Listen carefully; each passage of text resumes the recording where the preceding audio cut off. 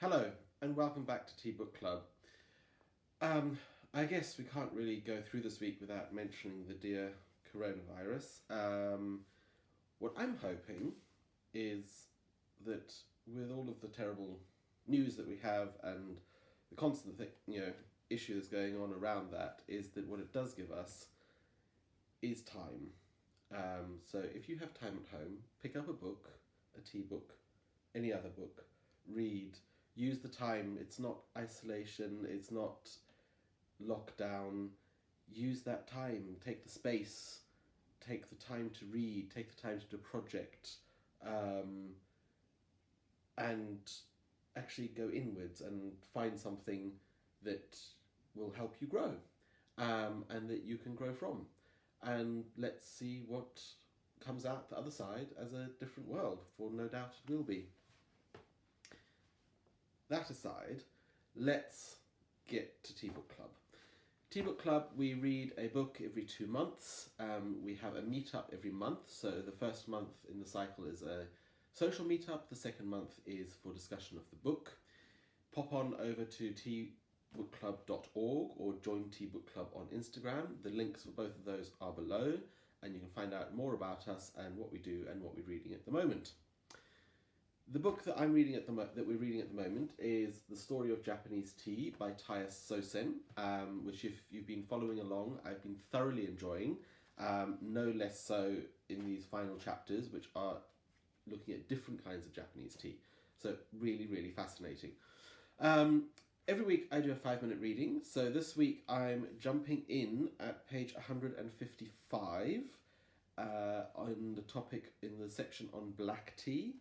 And we're going to read from the case study, Black Tea from the Japanese Machu Picchu, page 155. Hidden away deep in the mountains of Ibi-gun in Gifu Prefecture is a small village named Kasuga, also referred to as the Japanese Machu Picchu. It is situated on the east flank of the Ibuki mountain that separates Shiga and Gifu prefectures. During its 760-year-long history, the region has been famed for being the nation's treasury for medicinal herbs. It produces a lot of the necessary natural ingredients for crude medicine and Chinese herbal medicine. Also, its tea has long been favoured throughout Japan. Unfortunately, the village is struggling to keep up as more manufacturers are growing older and tea gardens are being abandoned. Until very recently, tea blenders throughout the country were recorded saying the flavour of a tea blend lacks vitality without a notch of Kasuga tea. Wholesaler blenders frequented Kasuga village to purchase tea to use as a key component in their tea blends made with tea from their respective regions. Being a mountain village, the region's climate is extremely suited for the cultivation of tea. Their loose and airy soil allows the native bushes to reach deep into the mountain for nourishment, and large temperature differences between day and night make it the ideal environment for cultivation. This contributes to the tea's deep flavour and naturally sweet aroma. Opposed to other regions where the growth of cultivars is now the common practice, manufacturers in Kasuga village still care for the native tea bushes that have continued to grow here for hundreds of years. In addition, no one in this village uses any kind of artificial fertilizer or agricultural chemicals for cultivation. The entire village is absolutely free from pesticides and chemicals. This makes the tea that is grown here unique and valuable. In fact, the manufacturers here believe that because they are working with native tea bushes, adding fertilizer to the shallow layers of the soil won't benefit their bushes at all. The roots of cultivar species are often short and shallow and thus rely on added nourishment. But a tea bush grown from seed generally grows a much deeper root, reaching into the deeper layers of the soil from where it gets its nourishment. In addition, while other regions harvest 3 to 4 times a year, tea picking in Kasuga is only done once a year in spring, and most of it is done by hand. When there is no need to harvest during summer, for example, there is also no necessity to repel the bugs that may affect some of the leaf on the bushes during this time. Contemporarily, tea consumers are in favour of a lush umami sweet flavour in the tea. The spring harvest receives most recognition when it, almost prematurely, is thrown on the market during the first week of May. And to support this current tea gardens throughout Japan are being replanted with cloned cultivar species such as the Yabukita varietal.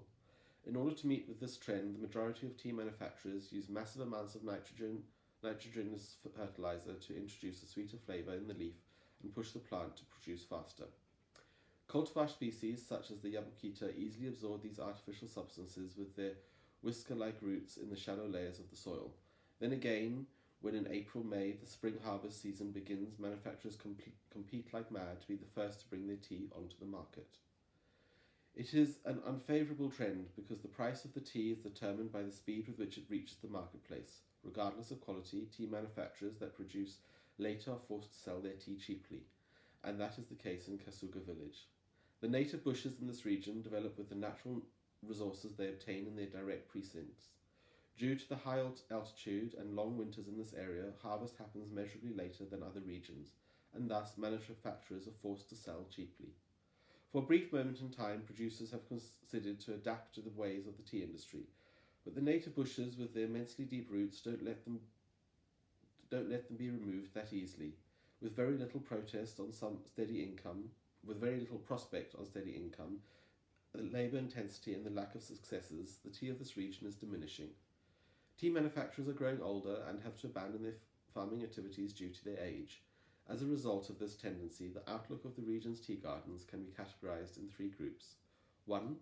Tea gardens that have been replanted with cultivar species. 2. Native tea gardens. 3. Abandoned tea farms. A woman with a mission. Sayo Nakamura trusts in the vitality of her native tea bushes.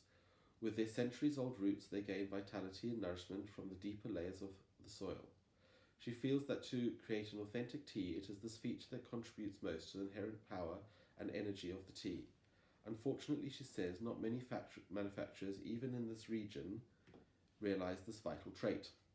Her native tea gardens resemble the pattern on the shield of a turtle's back.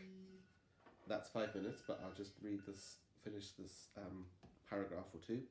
Her native tea bushes resemble the pattern on the shield on a turtle's back. By letting the surface of the tea bushes grow closely together, the sunlight that reaches underneath is limited. This helps to evade excessive growth of weeds. By levelling the surface of the tea bushes evenly, all leaves receive equal amounts of sunlight. This wisdom was passed on to her by her father. Sayo especially enjoys crafting her black tea in her little workshop, and all the teas she produces are exclusively processed by hand.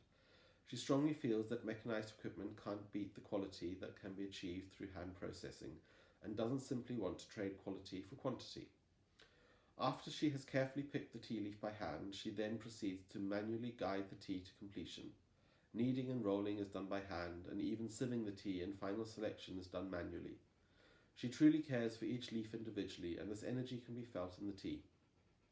To her, manufacturing a black tea in this way is what allows her to craft a unique product distinctive of this region's unique character, while presenting to the world as one of Japan's highest quality artisan teas. In doing so, she can combat the perils that threaten this region and bring awareness to the magnificent beauty this area has to offer in terms of nature and existential vitality. If you enjoyed that, then pick up the book, The Story of Japanese Tea by Tyas Sōsen. Jump in. You can find on TeaBookClub.org. We have the readings that I've done over the last few weeks, so you can kind of check in, see what we've been reading, and see which sections you might like to jump to and have a read.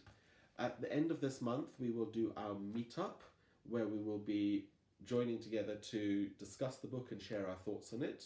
And this is done online around the world. We have people joining us from Australia, from Northern Europe, from Sweden, from the UK, France, and of course from the United States. So in this time of getting online and finding different ways to communicate, this is perfect. And if you've read this book already, come along and join us, because we're open to meeting people who also want to share their thoughts on the book, even if you haven't been reading along with us. So I hope to see you at the end of the month.